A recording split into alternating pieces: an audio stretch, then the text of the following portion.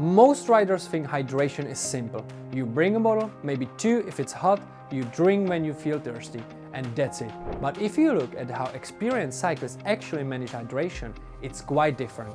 They are not just drinking, they are managing their fluid, sodium and timing almost as carefully as their pacing.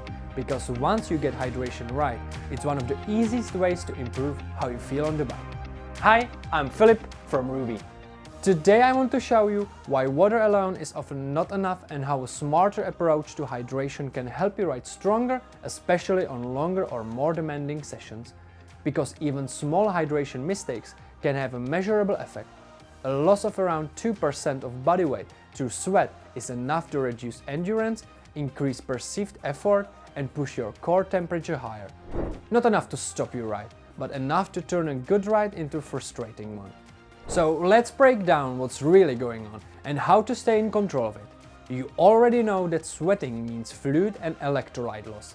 What matters is how that loss changes your physiology while you are riding. Sodium is the main driver here. It regulates fluid retention, supports nerve function and helps maintain plasma volume. As you lose sodium through sweat, your blood volume gradually drops.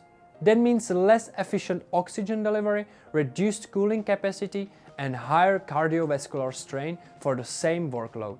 So your heart rate drifts up, your effort feels less controlled and your ability to sustain power starts to fade. Now here's the important part. If you only replace fluids with water, you are not restoring the balance. You are diluting the remaining sodium in your system, which is why you can be drinking regularly and still feel like something is off. Persistent thirst, headaches, heavy legs, these are often signs that the fluid's here, but the balance isn't. So the goal isn't to just hydrate, it's to maintain a stable fluid and sodium balance so your system keeps working efficiently. And the longer or harder the ride, the more important that becomes. So when do you actually need to think about electrolytes? For short, low-intensity rides under about 1 hour, you can usually get away with just water. Your total losses are relatively small and your body can manage that without much issue. But once you move beyond that, things change. Sweat loss accumulates, sodium loss becomes more relevant, and your margin for error gets smaller.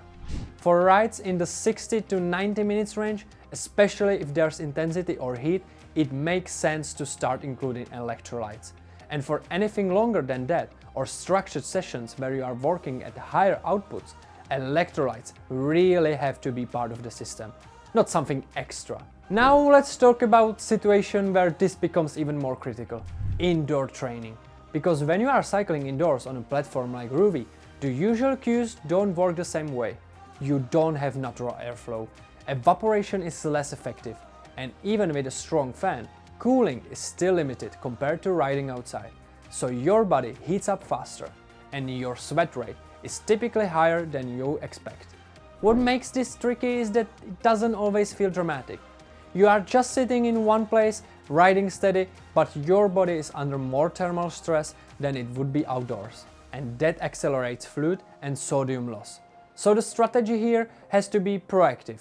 Instead of drinking based on thirst, you stay ahead of it. For most riders, that means something like 500 to 750 milliliters every 45 to 60 minutes, with electrolytes included. Because indoors, you are not just replacing fluid, you are managing heat, cardiovascular strain, and overall system stability throughout the session. So how do you actually choose the right electrolyte setup for you? Most riders end up using either tablets or powders. Tablets are straightforward. They give you a consistent electrolyte profile, usually without the calories. They work well if your fueling is coming from food or gels. The trade-off is that they are fixed. You can't really adjust the sodium content to match different conditions or sweat rates. Powders are more flexible. You can combine carbohydrates and electrolytes in the same bottle, which simplifies things for longer rides. But the concentration matters.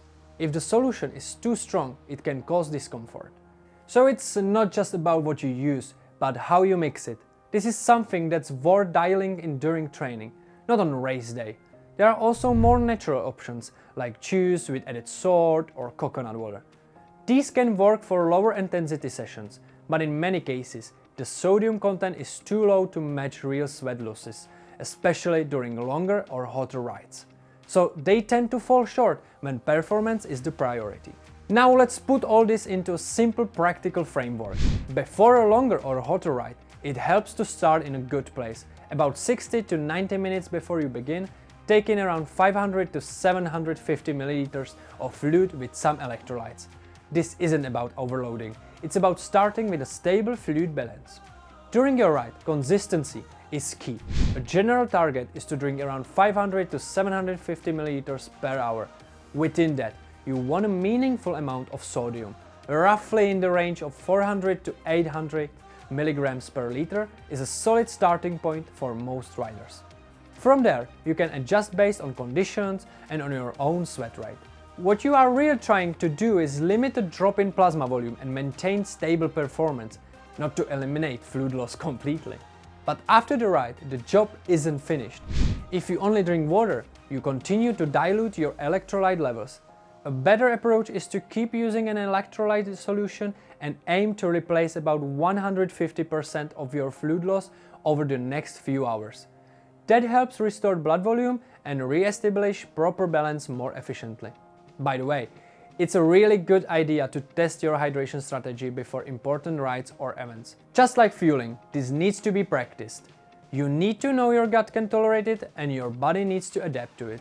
Indoor rides on ROUVY are actually perfect place to test this because conditions are controlled and repeatable. Alright, let's bring all of this together. Hydration is not just about drinking more fluid, it's about maintaining the system your body relies on to perform. Fluid balance, sodium levels, blood volume, temperature control, all of these are connected. And when you get that balance right, the difference is really noticeable. Your effort stays more predictable, your power is easier to hold, and the final part of the ride feels controlled, instead of a slow fade. So next time you plan your ride, think beyond just taking a bottle.